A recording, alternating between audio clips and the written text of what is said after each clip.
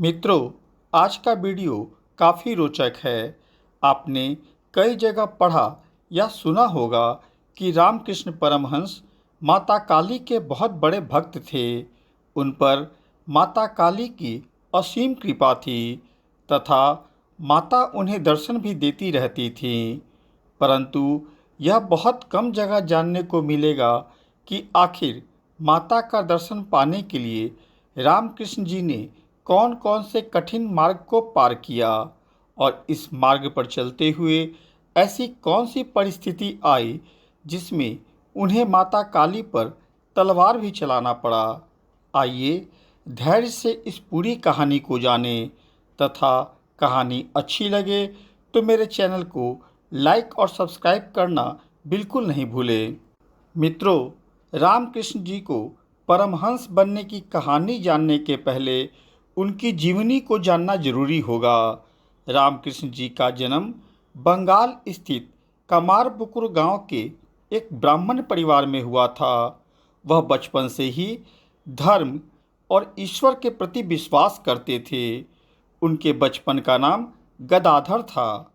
बाल्यकाल में ही इनके पिता का निधन हो गया। रामकृष्ण के बड़े भाई रामकुमार शुक्ल कलकत्ता में कार्य करते थे। वो ही इन्हें कलकत्ता लेकर चले गए। बहुत प्रयास के बाद भी इनका मन पढ़ाई लिखाई में नहीं लगा। तब इन्होंने धार्मिक कर्मकांड करने का निर्णय लिया। ये अपने बड़े भाई जो दक्षिणेश्वर काली मंदिर के मुख्य पुजारी थे, उनके साथ मंदिर की सेवा करने लगे। रामकुमार के निधन के पश्चात रामकृष्ण को काली मंदिर का मुख्य पुजारी बनाया गया। 23 वर्ष की अवस्था में इनका विवाह शारदा मणि से हो गया। धीरे धीरे रामकृष्ण की भक्ति और साधना इतनी गहरी हो गई कि इनकी भक्ति से प्रसन्न होकर कई बार माता काली ने इन्हें दर्शन भी दिए। लोगों का कहना था कि रामकृष्ण भक्ति में इतने लीन हो गए कि हमेशा एकांतवास में रहना पसंद करने लगे। बहुत लोगों का कहना था कि इनका व्यवहार ऐसा हो गया था जैसे ये मानसिक रोग के शिकार हो। ये दिन रात माता काली की भक्ति करते रहते थे। जब माता इनके सामने होती तो ये बच्चों की तरह व्यवहार करते थे। ऐसा कहा जाता है कि माता अपने हाथों से इन्हें खिलाती थी और ये माता को खिलाते थे। यह माता और पुत्र का अद्भुत प्रेम था। साथ ही जब माता इनके पास से जाती थी तब रामकृष्ण जी बच्चों की तरह रोने लगते थे। इनके दृष्टि में माता काली के अलावा सारे पृथ्वी पर कुछ था ही नहीं। उनकी यही सोच परमात्मा तक पहुंचने में, ब्रह्म को जानने में बाधा थी। कारण कि माता काली के आते ही वह सब कुछ भूलकर माता में ही रम जाते थे और उन्हें ही ब्रह्म समझ बैठते थे। यह सिलसिला काफ़ी वर्षों तक चलता रहा। एक दिन रामकृष्ण जी हुगली नदी के तट पर बैठे थे। उसी समय एक महान दुर्लभ योगी तोतापुरी महाराज अपने भ्रमण काल में वहाँ से गुजर रहे थे।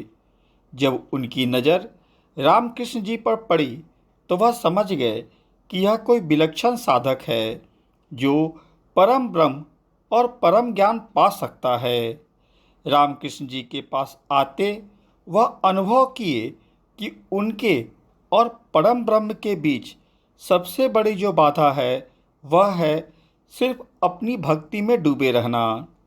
तोतापुरी महाराज रामकृष्ण जी के पास आए और उनकी भक्ति से संबंधित बातों की उन्होंने चर्चा की। उनकी सारी बातों को सुनकर तोतापुरी महाराज ने कहा कि आप क्यों इतनी भक्ति में लीन हैं? आपकी भक्ति ने गलत दिशा पकड़ ली है। आपके अंदर इतनी क्षमता है कि आप चरम को छू सकते हैं। इस पर रामकृष्ण जी बोले कि वह सिर्फ माता काली को चाहते हैं। वह मेरी माँ है और मैं उनका पुत्र। वह मुझे खाना खिलाती हैं, सुलाती हैं और मुझे संतान की तरह रखती हैं, जो मुझे परम सुख देता है। भला ऐसे सुख को कोई त्यागना क्यों चाहेगा? उनकी उपस्थिति से मैं इतना आनंद विभोर हो जाता हूँ कि खुशी से नाचने लगता हूँ। दूसरी ओर तोतापुरी महाराज जिस परम ज्ञान की चर्चा कर रहे थे, उसमें रामकृष्ण जी को कोई दिलचस्पी नहीं जग रही थी। उन्हें तोतापुरी महाराज की बात पसंद नहीं आ रही थी, परंतु वह उन्हें छोड़कर जाना भी नहीं चाहते थे, क्योंकि तोतापुरी महाराज थे ही ऐसे कि उनके पास से कोई जाना पसंद नहीं करता था। संत तोतापुरी ने रामकृष्ण को भक्ति का सही अर्थ एवं भक्ति के द्वारा परम ब्रह्म परम ज्ञान को पाना ही मूल तत्व बताया, जिसे पाना रामकृष्ण के लिए काफ़ी सरल था, परंतु उसके लिए उन्हें अपने भावनाओं को शक्तिशाली बनाना जरूरी था। उन्होंने रामकृष्ण को बताया कि तुम अपने भीतर के रसायन को शक्तिशाली बना चुके हो, परंतु जागरूकता को शक्ति नहीं दे रहे हो। यही कारण है कि तुम्हें माता काली के अलावा न कुछ दिखता है, न तुम समझने का प्रयास कर रहे हो। इस बात पर रामकृष्ण मान गए कि ठीक है, मैं अपनी जागरूकता को बढ़ाऊंगा, परंतु उसका मार्ग हमें बताएं। इस बात पर तोतापुरी महाराज बोले कि मैं 3 दिन तक तुम्हारे आश्रम में रहूँगा, कारण कि उससे ज़्यादा मुझे कहीं रुकना नहीं है। अगर 3 दिन में तुम यह कार्य कर लिए तो तुम्हारे लिए अच्छा होगा। इस पर रामकृष्ण जी पूछे कि इसके लिए मुझे करना क्या होगा।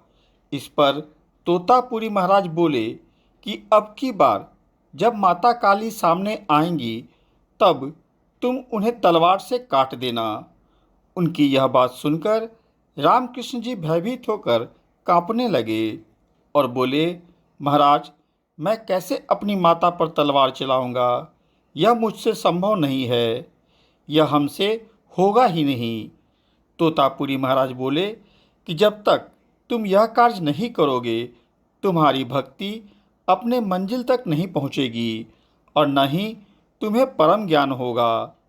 तब रामकृष्ण जी पूछे कि इसके लिए हम तलवार लाएंगे कहाँ से? संत तोतापुरी महाराज ने कहा कि जहाँ से तुम माता काली को बुलाते हो, वहीं से तलवार भी मंगवाओ। इस प्रकार रामकृष्ण जी ध्यान में बैठ गए। थोड़े समय में माता काली भी आ गई। उन्हें देखते ही रामकृष्ण जी फिर आनंद विभोर में डूब गए। उनकी यह स्थिति देख महाराज ने जोर से बोला कि देखता क्या है, चला दे अपनी कल्पना रूपी तलवार को। रामकृष्ण जी का पूरा शरीर कांपने लगा। तभी तोतापुरी महाराज एक बार और तेज चिल्लाकर बगल में पड़े कांच के एक टुकड़े से रामकृष्ण जी के मस्तक के ऊपर गहरा चीरा लगा दिए। इसी आवेश में रामकृष्ण जी अपनी कल्पना से निर्मित तलवार को काली माता के ऊपर कई बार चला दिए। इतना करके वह अचेता अवस्था में चले गए। कुछ समय पश्चात उन्हें होश आया, तब देखा सामने महाराज जी बैठे हैं। उन्होंने कहा कि रामकृष्ण, आज तुमने जो किया वह तुम्हें माता काली के प्रति मोह को काटेगा। तुमने यह कार्य के द्वारा अपने उस बंधन को काटा है जो बुरी तरह तुम्हारे मस्तिष्क को मोह माया में बांध कर रखा था। यही कारण था कि इस मोह पास में तुम इतना बंध गए थे कि माता काली के अतिरिक्त तुम्हें न कुछ दिखता था, न बोध होता था। आज से तुम्हें परम ब्रह्म तक पहुँचने में कोई बाधा नहीं आएगी और तुम अब परमहंस कहलाओगे। इसी समय से इनका नाम रामकृष्ण परमहंस हो गया। लगातार बढ़ते रहना ही हमें परम ज्ञान और परम ब्रह्म तक पहुंचाता है, परंतु रामकृष्ण जी माता काली के मोह में इतना बंध गए थे कि उनके आगे बढ़ने के सारे मार्ग बंद हो चुके थे। मित्रों, यह थी रामकृष्ण जी का परमहंस बनने की कहानी। मेरे द्वारा बताई गई यह कहानी आपको पसंद आई हो तो कृपया मेरे चैनल को लाइक, सब्सक्राइब और शेयर अवश्य कर दे। साथ में बेल बटन भी दबा दे ताकि आगे आने वाली वीडियो की सूचना आपको मिल जाए। धन्यवाद।